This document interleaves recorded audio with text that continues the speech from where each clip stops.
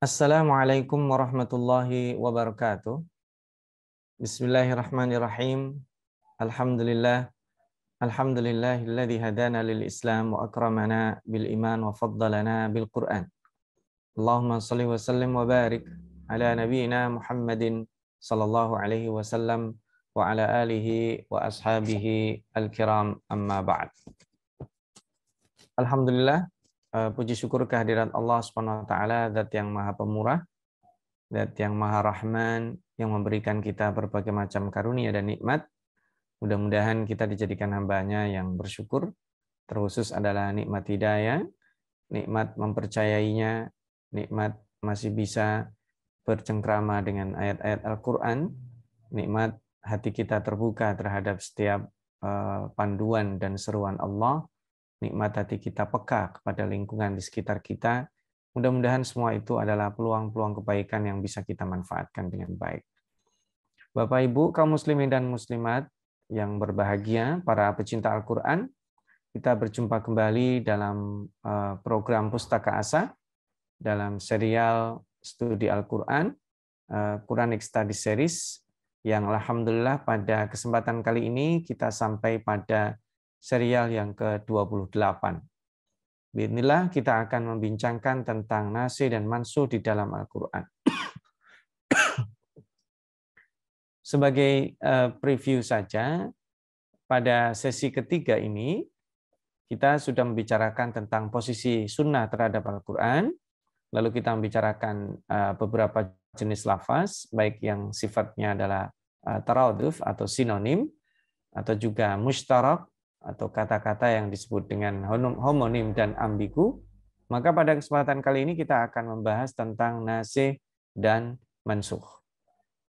Nah, nasikh mansukh ini adalah merupakan cabang tertua dari ulumul Quran, karena sebelum Al-Quran, ulumul Quran ini sebagai ulum, artinya sebagai cabang-cabang ilmu yang lain ada, maka sesungguhnya dia sudah ada cabang ilmu yang tersendiri yang disebut dengan nasikh dan mansukh.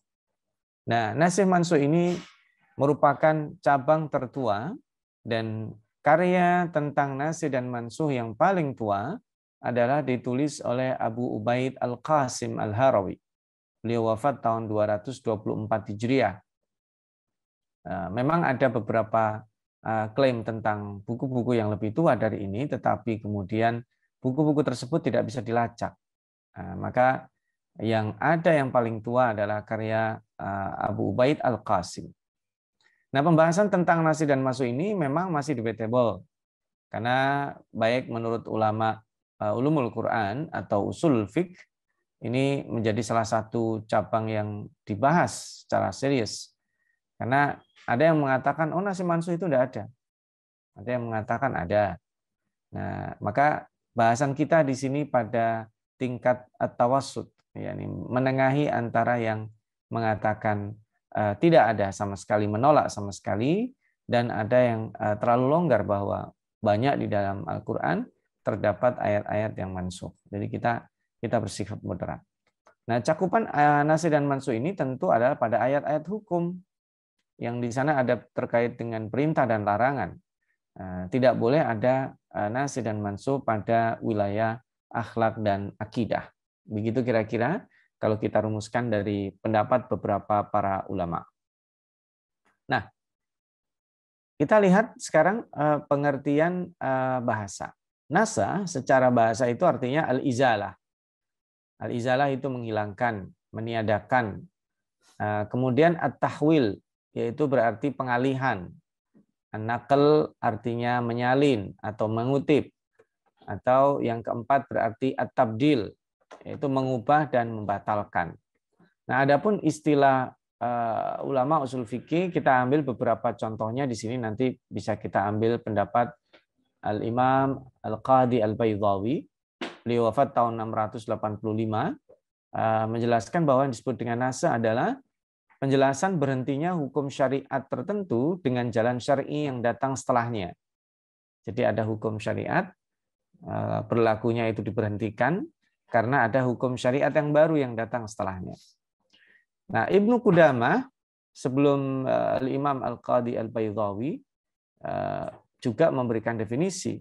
Yang disebut nasakh adalah menghilangkan hukum yang ada dengan perkataan atau dalil yang datang setelahnya. Mirip ya. Karena dari unsur ini nanti kita tahu, oh berarti kalau nasakh itu harus ada yang siapa yang menghapus, siapa yang dihapus, atau apa yang menghapus, apa yang dihapus. Maka nasikh itu menghapuskan. Tentu yang menghapuskan adalah dalil qat'i dari Al-Quran atau hadis. Menghapus sebuah hukum syar'i atau lafaznya. Nah, hakikat nasikh ini, nasikh yaitu pelaku yang menghapuskan tentu adalah Allah. Sedangkan hukum itu adalah titah yang diberikan oleh Allah Subhanahu wa taala.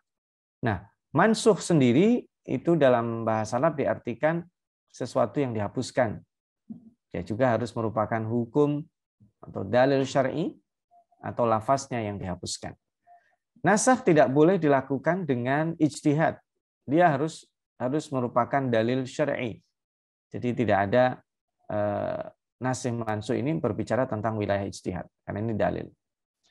Nah, adapun syar'iyah atau kalau kita berbicara tentang pijakan hukum, kita bisa lihat surat Al-Baqarah ayat 106.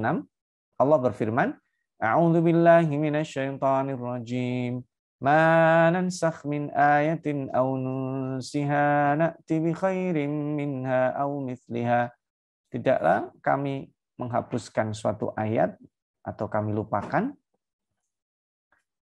kecuali kami datangkan dengan sesuatu yang lebih baik atau setara atau seperti itu ya.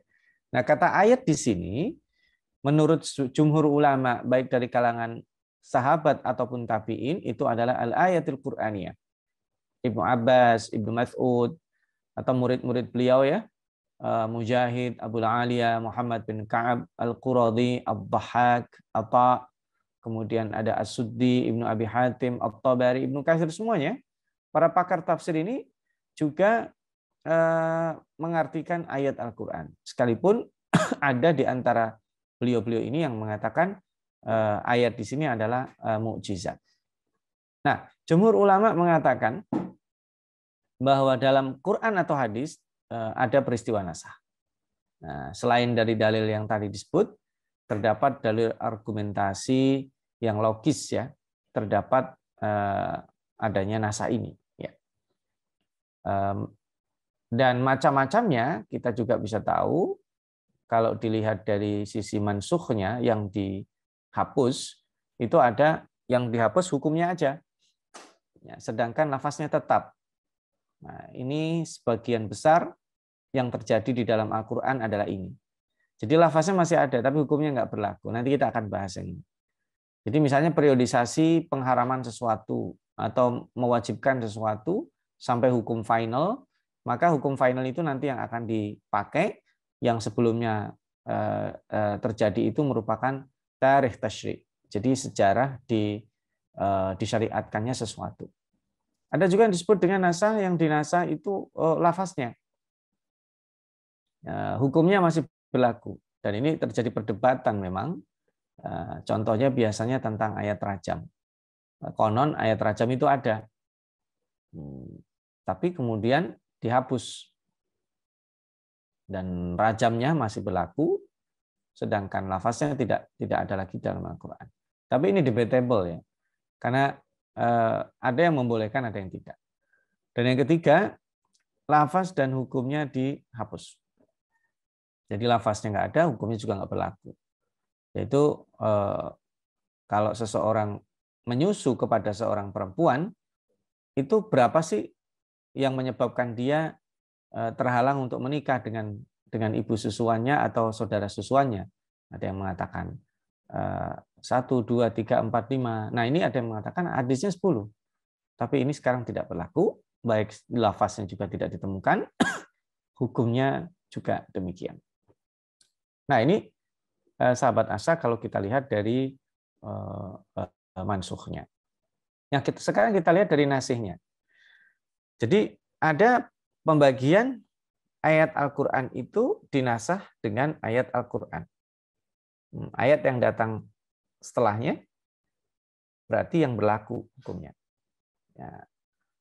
Nah, ini bagi yang tidak berpendapat ada nasikh mansukh, mengatakan ayat di atas setelahnya itu disebut mukhassis. Gitu. Ini yang pertama. Yang kedua, ayat Al-Quran itu bisa dinasah dengan hadis mutawatir. Terjadi perbedaan ulama memang di sini. Yang setuju memberikan contoh tadi itu. Yang 10 dinasah dengan 5 kali susuan. Adapun jenis hadisnya yang ahad, nah para ulama cenderung tidak membolehkan. Nah, yang ketiga, hadis dinasah dengan Al-Quran. Nah, ini seperti peristiwa tahwilul qiblah. Ya, jadi dari Baitul Maqdis ke Ka'bah di Masjidil Haram. Nah, ini ada di dalam surat Al-Baqarah di 144 ya. Ya, tapi bagi yang mengatakan bahwa nasikh mansukh itu tidak ada, itu disebut sababun nuzul. Gitu. Nah, ada juga yang keempat, hadis dinasah dengan hadis.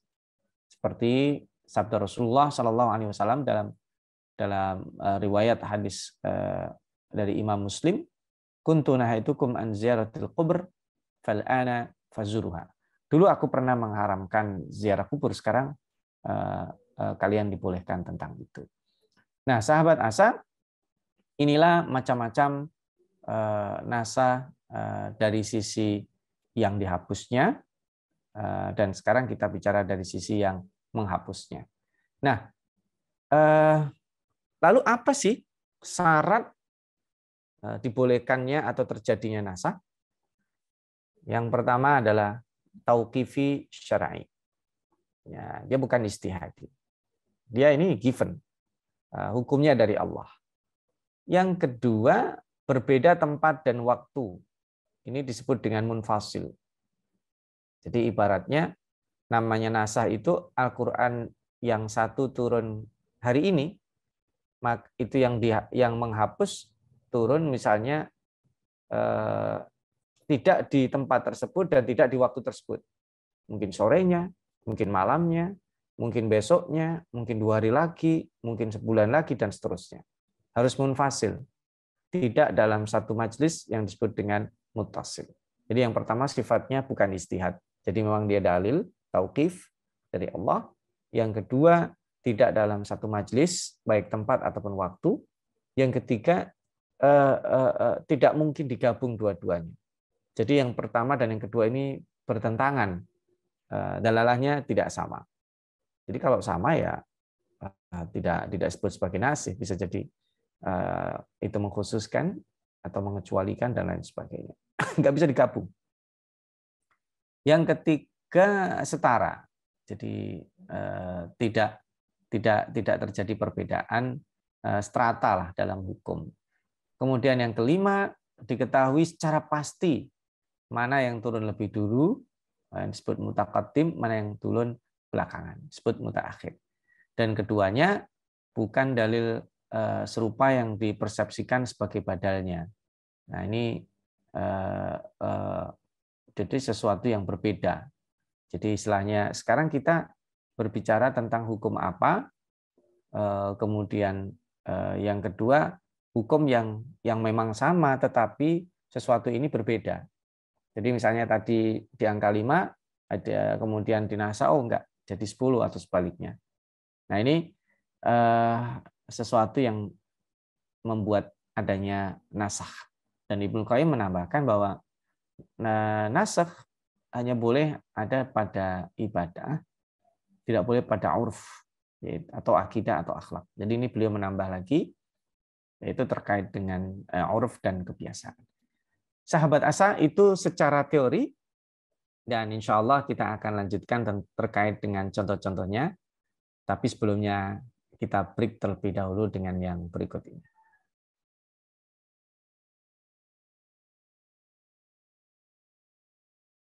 Menuntut ilmu adalah sebuah jalan yang akan mengantarkan manusia pada kemuliaan. Dengan ilmu, manusia mendapatkan panduan untuk berpikir dan bertindak.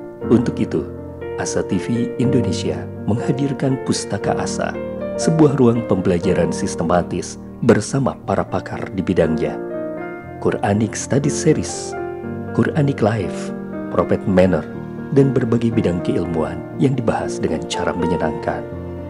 Pustaka Asa hadir setiap Sabtu jam 19.30 waktu Indonesia Barat, hanya di Asa TV Indonesia. Sahabat Asa, kembali lagi pada lanjutan pembahasan tentang nasah. Nah, sekarang kita sebelum kita lihat contoh-contohnya, sekarang kita mencoba membahas tentang beberapa maklumat penting dan nanti ada beberapa karya ya sebelum kita bahas tentang contoh. Pertama, pembahasan nasah ini seperti yang tadi di mukadimah kita bicarakan sebaiknya dilakukan dengan moderat. Artinya jangan sampai kita seperti Syiah Rafidhah yang tidak mau menerima nasah sama sekali, sebagaimana sangat anti mainstream ya. Dan ini seperti pendapat Abu Muslim Al-Asfahani, beliau juga seorang Mu'tazilah ya. Atau juga sebaliknya menggampangkan sekali ayat ini mansuh, ayat ini mansuh, ayat ini mansuh. Jadi kita pada titik yang moderat, karena jumhur ulama mengatakan nasah itu ada, tetapi tentunya pada bahasan-bahasan yang lebih disepakati oleh para ulama dibanding yang tidak. Nah, itu saja sebagai satu hal yang penting.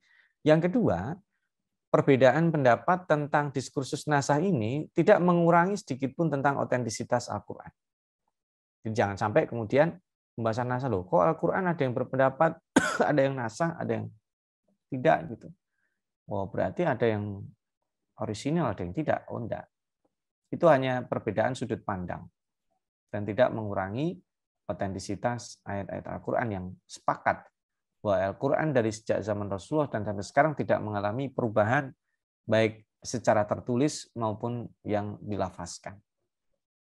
Nah, ini sahabat Asa, ada beberapa karya tentang nasih dan mansuh. Ya, tentu kita bisa lihat ya. Ada yang tadi disebut nasih mansuh karangan atau sebenarnya bukan karangan ya, dari Imam Qatadah. Nah, ini dikumpulkan ya. Kemudian ada nasih dan mansuh Muhammad bin Muslim Az-Zuhri, tetapi ini ditengarai bukan dari beliau ya. Dan yang paling tua tentu seperti yang tadi kita bicarakan, yaitu nasih dan mansuh dalam Al-Quran karya Abu Ubaid bin Salam Al-Harawi. Nah, ini yang paling tua. Lalu ada nasih dan mansuh karangan Abu Abdullah Muhammad Ibnu Hazm. Ibnu Hazm juga punya karya. Lalu nasih dan mansuh karangan An-Nahas ya. Kemudian nasih dan mansuh juga ada dari karangan Abdul Qahir Al-Baghdadi dan seterusnya. Ada Al-Idah, ada An-Nasih dan mansuh, Ibnu Arabi juga punya, ada dan mansuh Abdul Qasim bin Abdurrahman Al-Badhuri ya. Kemudian dan seterusnya. Ada banyak di sini karya-karya yang membahas tentang nasih dan mansuh dari sejak yang paling tua hingga yang terkini ya. Nah, ini Al-Fakir coba konklusikan dari sekitar 30-an karya yang membahas tentang nasih dan mansuh dari ulama yang terdahulu sampai hingga hari ini. Tetapi kemudian dia menjadi cabang yang tidak terpisahkan dari pembahasan ulumul Quran. Baik, sahabat Asa, kita cukupkan bahasan tentang teoritisnya. Sekarang kita coba masuk pada contoh nasih dan mansuh. Kita ambil satu terkait dengan pengharaman riba. Ini paling gampang ya. Nah, contoh pengharaman riba, mohon maaf sahabat Asa, ini ada tahapan hukum. Yang pertama, riba diharamkannya itu tidak langsung haram, tapi disindir dulu dengan sindiran yang biasa. Lalu tahapan 2 dengan sindiran yang lebih tajam. Tahapan ketiga dengan pengharaman riba yang berlipat-lipat saja, yang nggak berlipat banyak boleh. Baru tahapan finalnya bahwa apapun jenis riba itu, seberapapun besarannya, kalau itu adalah riba maka haram. Nah, kita bisa lihat perjalanan secara pengharaman riba dari sejak sindiran yang halus, sindiran tajam, pengharaman yang berlipat sampai yang sedikit pun diharamkan. Nah, mari kita lihat ayat-ayatnya ya. Yang pertama, ini tahapan yang pertama. Nah, tahapan pengharaman yang pertama kita bisa baca di surat Ar-Rum ayat 39. Kita baca di Ar-Rum ayat 39. A'udzu billahi minasyaitonir rajim. Wa ma ataitum mir riban liyarbu fi amwalin nasi fala yarbu 'indallah. Wa ma ataitum min zakatin turiduna wajhallahi faulaika humul mud'ifun. Nah, sesuatu yang jenisnya riba atau tambahan yang kamu berikan agar dia bertambah pada harta manusia, maka riba itu tidak bertambah di sisi Allah. Dan apa yang kamu berikan berupa zakat yang kamu maksudkan untuk mencapai keridhaan Allah, maka berbuat demikian itu orang-orang yang melipatkan pahalanya. Nah, melipat gandakan pahalanya. Jadi yang riba itu tidak berkembang, sekalipun fisiknya berkembang. Sementara zakat, fisiknya itu berkurang dari kamu, tapi itu yang berkembang. Sindiran ya, mungkin orang yang tidak peka menganggap biasa. Oke, setelah sekian waktu, kemudian ada tahapan yang berikutnya. Nah, tahapan berikutnya adalah pengharaman riba dengan sindiran yang tajam, yang dialamatkan kepada ahli kitab, yaitu dari kalangan orang-orang Yahudi. Nah, kita lihat, kita baca bagaimana Allah membenci mereka karena mereka berbuat zalim ya. Coba kita lihat di dalam surat An-Nisa ayat 160 dan ayat 161. A'udzubillahi minasyaitonirrajim. Fabidulmin minal ladzina hadu harramna 'alaihim thayyibatin uhillat lahum wa bisaddihim 'anil sabilillahi katsira wa akhdhihimur riba wa qad nuhu 'anhu wa aklihim amwalan nasi bil batil. Wa'atadna lil kafirina minhum 'adzaban alima. Maka disebabkan kezaliman orang-orang Yahudi, mereka berbuat zalim, maka kami haramkan atas mereka memakan makanan yang baik yang dulunya dihalalkan. Dan karena mereka banyak menghalangi manusia dari jalan Allah dan disebabkan mereka memakan riba. Nah, ini di sini. Jadi di antara kezaliman yang menyebabkan Allah membenci itu karena mereka makan riba, yang sesungguhnya mereka telah dilarang daripadanya, dan karena mereka memakan harta benda orang dengan jahat dan batil, kami telah menyediakan untuk orang-orang kafir di antara mereka itu siksa yang pedih. Jadi misalnya begini, saya nggak suka sama si A. Orang bertanya-tanya, loh kok kamu nggak suka, kenapa? Dia suka dusta. Artinya secara otomatis berarti orang-orang yang berbuat dusta itu nggak disukai. Jadi ini lebih tajam daripada yang pertama tadi. Jadi eskalasinya naik. Nah, baru kemudian di tahapan yang ketiga, kita bisa melihat bagaimana Allah mengharamkan riba pada periode pengharaman yang pertama. Nah, di Ali Imran 130 ini, yang diharamkan adalah riba yang jenisnya berlipat. Nah, maka Allah berfirman, A'udzubillahi minasyaitonirrajim. Ya ayyuhalladzina amanu la ta'kulur riba ad'afan mudha'afah wattaqullaha la'allakum tuflihun. Wahai orang beriman, janganlah kamu memakan riba dengan berlipat ganda, dan bertakwalah kamu kepada Allah supaya kamu dapat keberuntungan. Nah, ini riba yang diharamkan pada periode ketiga ini adalah jenis riba yang berlipat. Artinya gini, kalau ada orang, jadi sahabat Asa, kalau ada orang minjem 100, balikinya 200, enggak boleh pada periode ini loh, pada periode ketiga. Tapi kalau minjem 100, balikinya 105, enggak apa-apa. Ini zaman itu ya, ini jangan dipotong ya. Jadi pada periode ketiga inilah kemudian terbiasa bahwa mereka kalau mengambil keuntungan dari al-qard, dari peminjaman, itu enggak boleh berlipat ganda. Karena diharamkan. Terlalu itu. Mosok 2 kali lipatnya. Kalau dikit nggak apa-apa. Oke. Sudah terbiasa, maka kemudian pembiasaan itu menghasilkan satu hukum final. Bahwa mau dikit, mau banyak, tetap aja haram. Dan inilah menjadi hukum final di tahapan yang terakhir, hukum final dari semua jenis riba, semua bentuk riba, semua akad yang di sana ada riba, baik yang sedikit ataupun banyak, haram hukumnya. Ini menjadi hukum final di Al-Baqarah 278.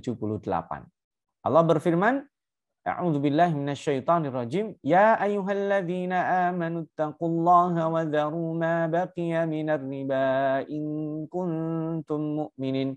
Wahai orang beriman, bertakwalah kepada Allah dan tinggalkan sisa riba yang belum dipungut jika kamu orang-orang beriman. Jadi karena banyak, kadang orang itu hanya bayar itu bunganya aja. Kadang dia bayar pokoknya bunganya belakangan. Nah, setelah turun ayat ini, jangan diambil. Karena itu mendolimi. Artinya apa? Semua jenis al-qard atau pinjaman tidak boleh ada margin di sana. Nah, ini tentu kalau pembahasan tentang riba dikontekstualisasikan dengan zaman sekarang, tentu sangat kompleks sekali, maka kita harus berdoa kepada Allah bisa terhindar dari segala jenis transaksi riba. Karena nyelip kalau sekarang itu transaksi riba itu sangat halus. Kalau kita tidak jeli, kita bisa berinteraksi dengan riba dalam kehidupan kita sehari-hari. Na'udzubillahi min dzalik, karena ini sudah diharamkan oleh Allah, mudah-mudahan kita dipelihara dari berinteraksi dengan semua jenis riba. Nah, untuk menambah jelasnya, sahabat Asa, nanti ada satu contoh lagi kita akan bahas, tapi tentu supaya rileks, silakan sambil diminum teh hangatnya atau kopinya dan ditemani snack ringan. Kita break dulu dan kita lanjutkan nanti pada sesi terakhir. Setelah yang berikut ini.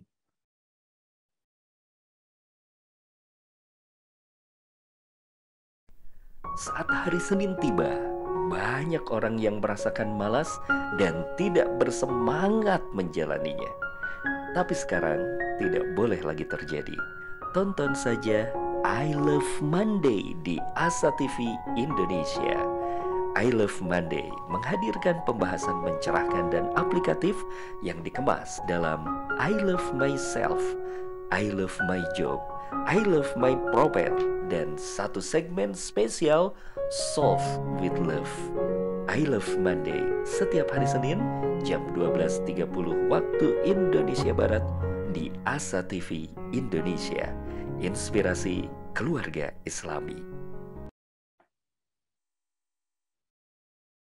Baik, sahabat Asa, kita masuk pada sesi yang terakhir, segmen terakhir dari pembahasan nasih dan mansuh. Ada contoh satu lagi, sahabat Asa, yaitu terkait dengan pengharaman khamr. Nah, ini sama dengan tadi contoh pengharaman riba. Pengharaman khamr juga melalui beberapa tahapan. Jadi kita bisa lihat ternyata khamr ini diharamkan menjadi dalam 3 tahapan.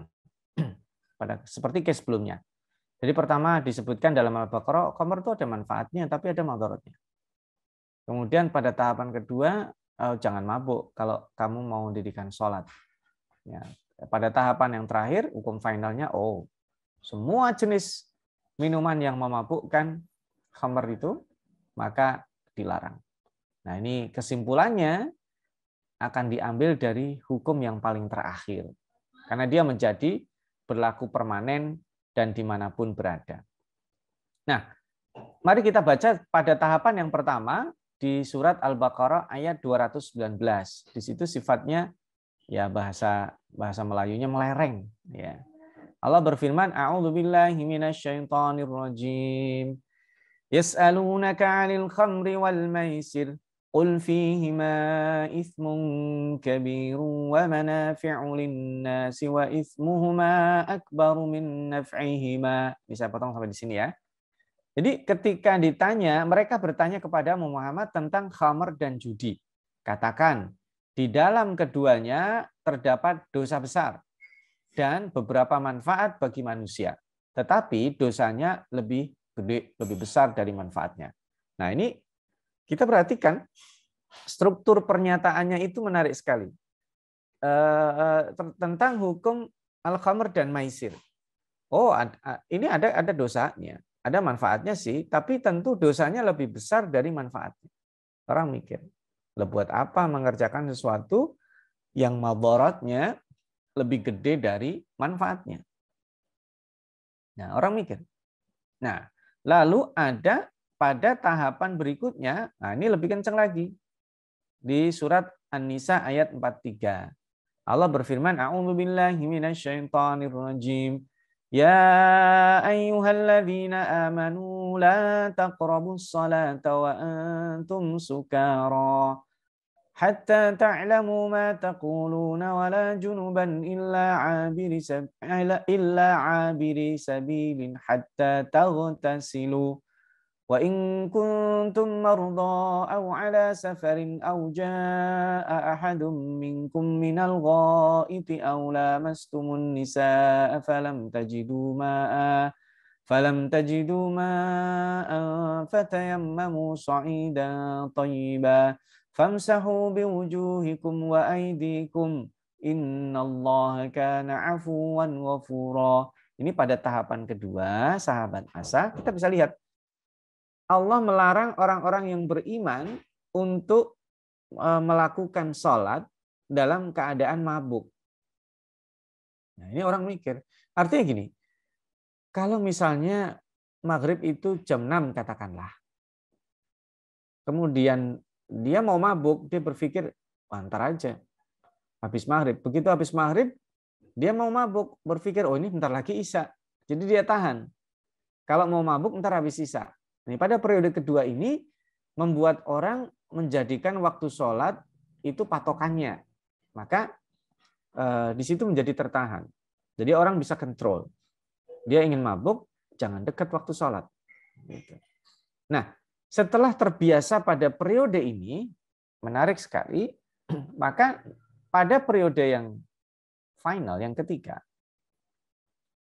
ini menjadi hukum yang berlaku, menjadi permanen, yaitu dengan menurunkan surat Al-Maidah ayat 90. Nah, ini udah final. Ya ayyuhalladzina amanu innamal khamru wal maisiru wal ansabu wal azlamu rijsum min amalis syaitani fajtanibuhu la'allakum tuflihun. Masya Allah. Ini sudah hukum final. Bahwa pesan Allah di ayat 90 itu menarik. Karena Allah Subhanahu wa taala di sini mau apapun jenisnya, khamr, judi, ya, mengorbankan sesuatu untuk berhala, disebut al-ansab ya, al-azlam, ya, mengundi nasib ya, dengan anak panah, ya, undian yang sifatnya berhadiah, itu termasuk perbuatan syaitan, maka jauhilah perbuatan itu supaya kamu mendapatkan keberuntungan. Masya Allah. Ini sudah final.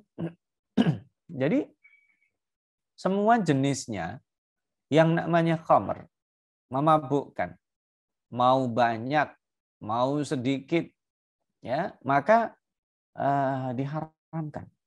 Nah, sekarang kan istilah khamr itu kan istilah Al-Qur'an.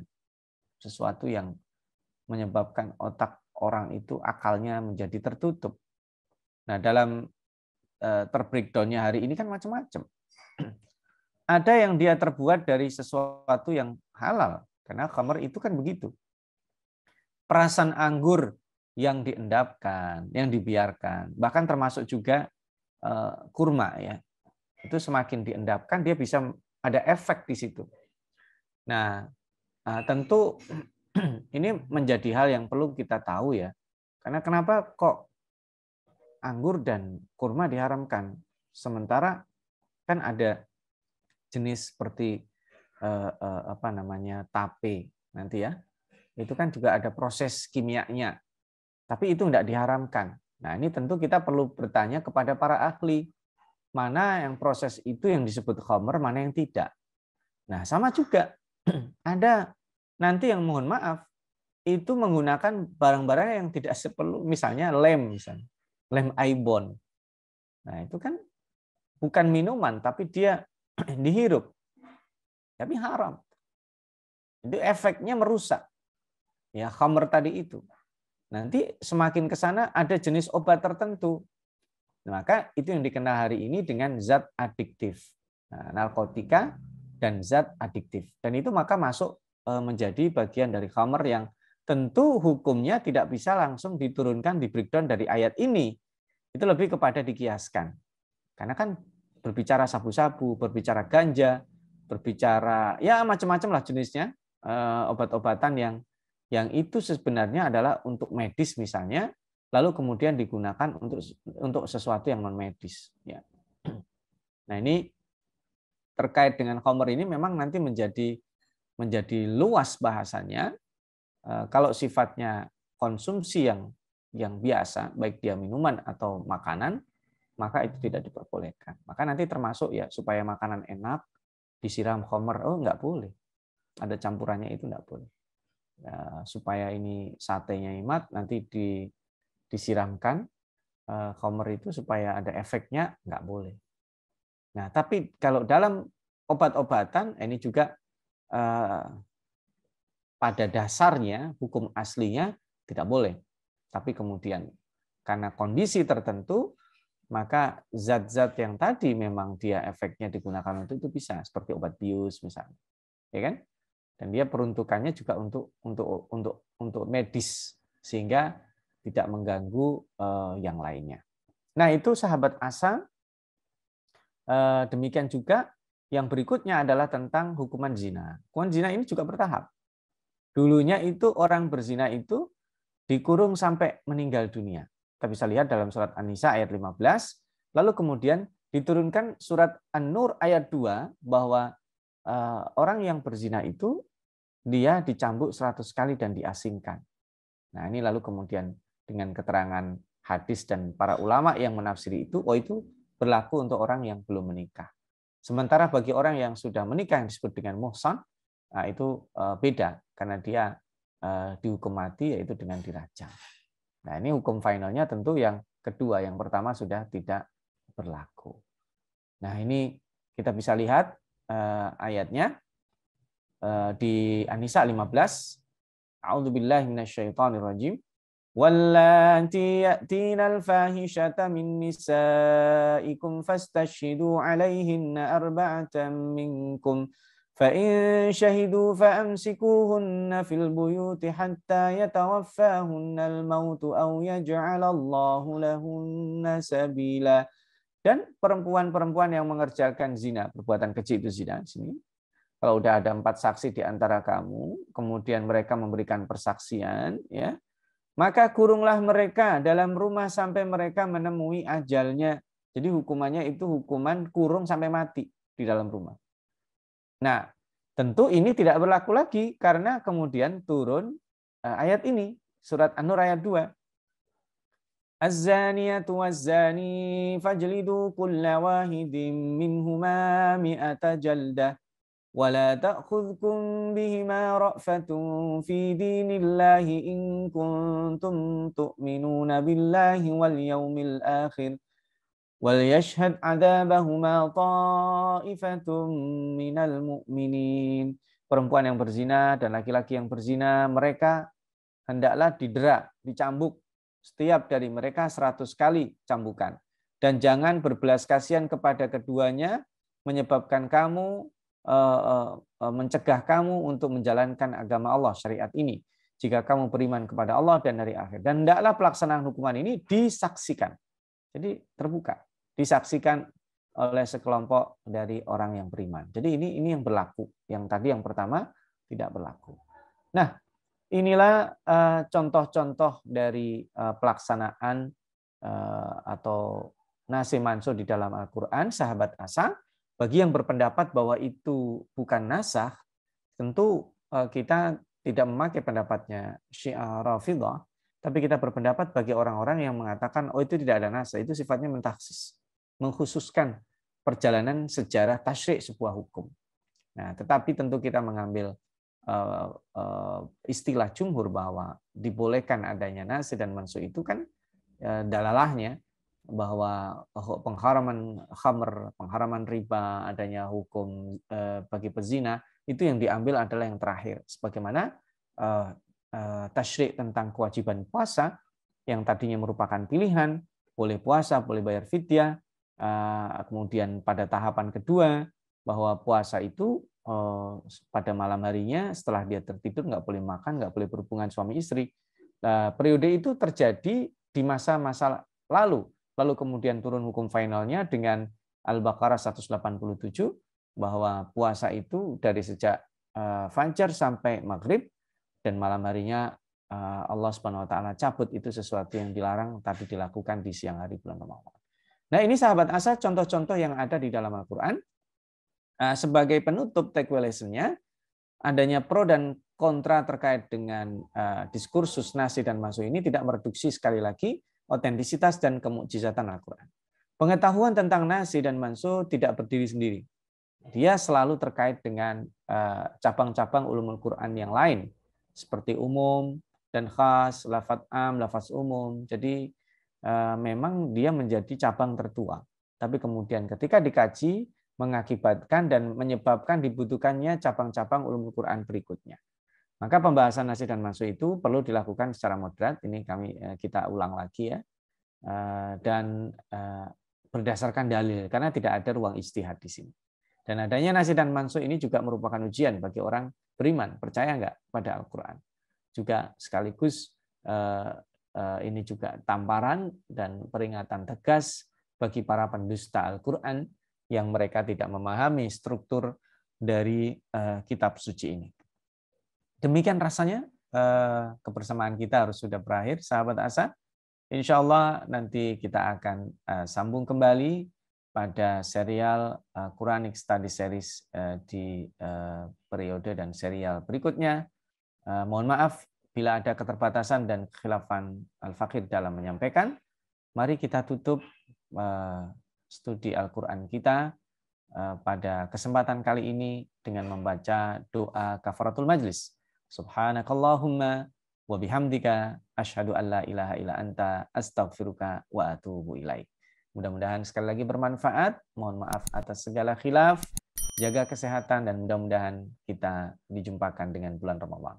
Aku qouli hada. Wassalamualaikum warahmatullahi wabarakatuh.